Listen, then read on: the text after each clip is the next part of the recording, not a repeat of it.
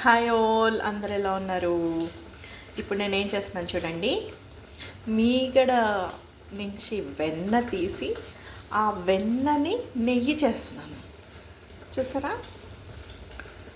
వెన్నని బానట్లో తీసుకొని ఆ బానట్లో సన్న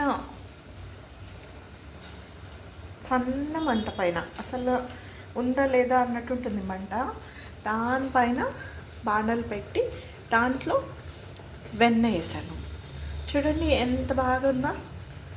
ఇది వెన్న బాగా మరిగి నెయ్యి అవుతుందన్నమాట. మీరు కూడా ఇలాంటివి చేస్తారా మీ ఇంట్లో? ఇంట్లో పాల నుంచే చేసుకోవచ్చండి. పాలు వచ్చిన తర్వాత పెరుగుకి తోడు పెట్టుకుంటాం కదా, ఆ పాలని కాచి ఆ తోడు పెట్టుకున్న పెరుగుని 15 days ఫ్రిడ్జ్లో స్టోర్ చేయాలి. స్టోర్ చేసి లైట్గా చిలికితే పూస వెన్న పడుతుంది. ఆ వెన్న అది ఈసారి చూపిస్తాను ఎలా మీగడ నుంచి వెన్న తీయాలో. ఇది వెన్న నుంచి బాణట్లో వేసి సన్న మంట పైన పెట్టి ఇలా మరక్కాచాలండి. ఆల్మోస్ట్ 15 minutes అవుతుంది నేను ఇది పెట్టి.